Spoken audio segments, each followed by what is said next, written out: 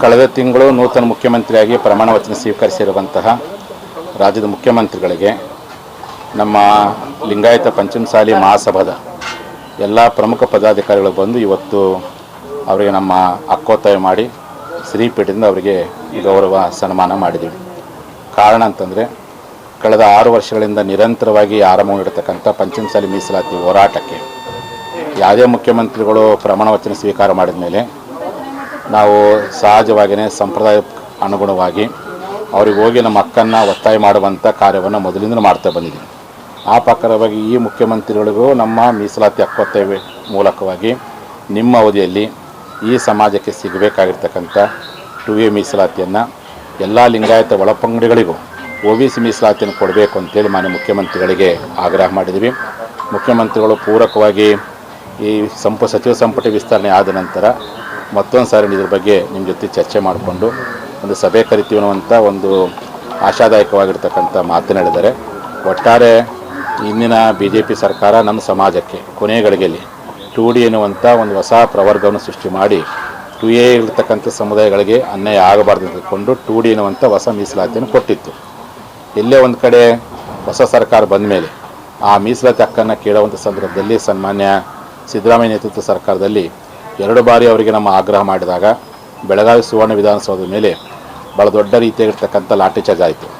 ಅವತ್ತು ನಾವು ಆಲೋಚನೆ ಮಾಡಿದ್ವಿ, ಈ ರೀತಿಯಾಗಿ ಲಾಠಿ ಚಾರ್ಜ್ ಆದಮೇಲೆ ಮತ್ತೊಂದು ಸಾರಿ ಅಂದಿನ ಮುಖ್ಯಮಂತ್ರಿ ಆಗಿರ್ತಕ್ಕಂಥ ಸಿದ್ದರಾಮಯ್ಯನ ಭೇಟಿ ಮಾಡೋಕ್ಕಿಂತ ಮುಂದೆ ಯಾರು ಈ ರಾಜ್ಯಕ್ಕೆ ಮುಖ್ಯಮಂತ್ರಿ ಆಗ್ತಾರೋ ಮತ್ತೆ ಅವ್ರಿಗೆ ಆಗ್ರಹ ಮಾಡೋಣ, ಅವ್ರಿಗೆ ಒತ್ತಾಯ ಮಾಡೋಣ ಅಂತೇಳಿ ನಮ್ಮ ಸಮಾಜ ಬಂದು ಎಲ್ಲರೂ ತೀರ್ಮಾನ ಮಾಡಿದ ಪ್ರಯುಕ್ತ ಮೊನ್ನೆ ಉಳಿವೆಯಲ್ಲಿ ಸಂಕಲ್ಪ ಸಭೆ ಆದಾಗ ನೀವು ಮತ್ತು ಪದಾಧಿಕಾರಿಗಳು ಅಷ್ಟೇ ಹೋಗಿ ನಿಮ್ಮ ಹಕ್ಕನ್ನು ಒತ್ತಾಯ ಮಾಡಿರಿ ಸ್ವಾಮೀಜಿ ಅಂತ ಮನವಿ ಮಾಡಿಕೊಂಡ್ರು. ಆ ಪ್ರಕಾರವಾಗಿ ಮುಖ್ಯಮಂತ್ರಿಗಳಿಗೆ ಇವತ್ತು ಬಂದು ನಾಡಿನ ಸಮಸ್ತ ಪಂಚಮಸಾಲಿ ಸಮಾಜ ಪರವಾಗಿ ನಮ್ಮ ಸಮುದಾಯಕ್ಕೆ 2A ಮೀಸಲಾತಿಯನ್ನು ಮತ್ತು ಎಲ್ಲ ಲಿಂಗಾಯತ ಒಳಪಂಗಡಿಗಳಿಗೂ OBC ಮೀಸಲಾತಿಯನ್ನು ಕೊಡಬೇಕು ಅಂತೇಳಿ ಇವತ್ತು ನಾವು ಆಗ್ರಹ ಮಾಡಿ ನಮ್ಮ ಹಕ್ಕನ್ನು ಒತ್ತಿಸಿ ನಮ್ಮ ಜೊತೆಗೆ ನಮ್ಮ ಕರ್ನಾಟಕದ ಎಲ್ಲ ಜಿಲ್ಲಾ ಅಧ್ಯಕ್ಷಗಳು ಕೇವಲ ಪದಾಧಿಕಾರಿಗಳನ್ನು ಕರ್ಕೊಂಡು ಮಾತ್ರ ನಾವು ಬಂದು ನಮ್ಮ ಆಗ್ರಹವನ್ನು ಮಾಡಿದ್ದೀವಿ ಅನ್ನೋಂಥ ಮಾತನ್ನು ನಾಡಿನ ಸಮಾಜ ಬಾಂಧವರಿಗೆ ಈ ಮೂಲಕ ಹೇಳಿಕ್ಕೆ ಇಚ್ಛೆಪಡ್ತೀನಿ.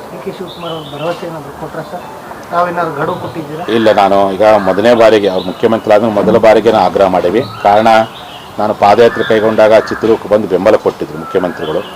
ಆಮೇಲೆ ಉಪಮುಖ್ಯಮಂತ್ರಿಗಳಾದಾಗ ಅಂದಿನ ಮುಖ್ಯಮಂತ್ರಿ ಸಿದ್ದರಾಮಯ್ಯರನ್ನ ಭೇಟಿ ಮಾಡಿ ಅವ್ರನ್ನೂ ನಾವು ಭೇಟಿ ಮಾಡಿದಾಗ ಇಲ್ಲ ಒಟ್ಟಾರೆ ನಮ್ಮ ಅವಧಿಯೊಳಗೆ ನ್ಯಾಯ ಕೊಡ್ತೀವಿ ಅಂತ ಹೇಳಿದ್ರು. ಈಗ ಅವರೇ ಆ ಸ್ಥಾನಕ್ಕೆ ಬಂದಿದ್ದರಿಂದ ಅವ್ರ ಮೇಲೆ ದೊಡ್ಡ ಜವಾಬ್ದಾರಿ ಇದೆ. ಹಾಗಾಗಿ ನಮ್ಮ ಸಮಾಜ ಯಾವಾಗಲೂ ನಾವು ಮುಂಚಿಂದನೂ BJP ಪಕ್ಷವನ್ನು ನಮ್ಮ ಸಮಾಜ 80% ನಮ್ಮ ಜನ BJP ಬೆಂಬಲಿಸ್ತಾ ಇತ್ತು.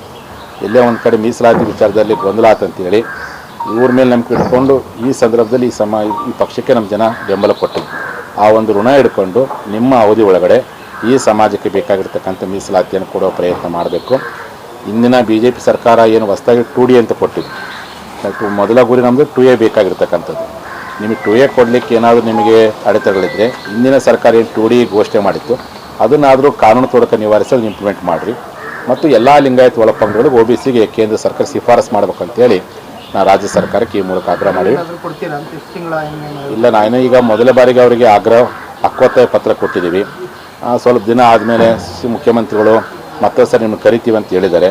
ಅವತ್ತು ಕರೆದಾಗ ಸುದೀರ್ಘವಾಗಿರ್ತಕ್ಕಂಥ ಚರ್ಚೆ ಮಾಡಿಕೊಂಡು ನಮ್ಮ ಹಕ್ಕೊತ್ತಾಯ ಮಾಡುವ ಪ್ರಯತ್ನ ಮಾಡ್ತೀವಿ. ಈಗ ಲಿಂಗಾಯತ ಶಾಸಕರು ಬಹಳಷ್ಟು ಜನ 30ಕ್ಕೂ ಹೆಚ್ಚು ಜನ ಶಾಸಕರು ಆಯ್ಕೆಯಾಗಿರುವಂಥದ್ದು. ಸಂಪುಟದಲ್ಲಿ ಕೇವಲ ಇಬ್ಬರಿಗೆ ಮಾತ್ರ ಅವಕಾಶ ಸಿಕ್ಕಿದೆ. ಜನರಿಗೆ ಅವಕಾಶ ಕೊಡಬೇಕಂತೀರಾ? DCM ವಿಚಾರದಲ್ಲೂ ಸಹ ಸಾಕಷ್ಟು ಚರ್ಚೆ ಆಗ್ತಾ ಇದೆ. ನಮಗೆ ಮಾಧ್ಯಮದವರಿಗೆ ಗೊತ್ತಿರೋ ಹಾಗೆ ಮೊದಲು ನಮ್ಮ ಪಂಚಮಸಾಲಿ ಸಮಾಜದವರು ಒಟ್ಟನಾವಳಿ ಲಿಂಗಾಯತರು ನಮ್ಮ ಮೀಸಲಾತಿ ಹೋರಾಟ ಶುರು ಆಗೋದಕ್ಕೆ ಮುಂಚಿತವಾಗಿ ನಮ್ಮವರಿಗೆ ಮಂತ್ರಿ ಸ್ಥಾನ ಕೊಡ್ರಿ ಅಂತೇಳಿ ನಾವು ಒತ್ತಾಯ ಮಾಡ್ತಿದ್ವಿ, ಹೋರಾಟ ಮಾಡ್ತಿದ್ವಿ. ಯಾವಾಗ ನಮ್ಮ ಪಾದಯಾತ್ರೆ ಶುರು ಮಾಡಿದ ಮೇಲೆ ನಾನು ಒಂದು ಸಂಕಲ್ಪ ಮಾಡಿದ್ದೆ, ಪ್ರತಿಜ್ಞೆ ಮಾಡಿದೆ, ಮಂತ್ರಿ ಸ್ಥಾನಕ್ಕಿಂತ ಮೀಸಲಾತಿ ಮುಖ್ಯ ಅಂತ.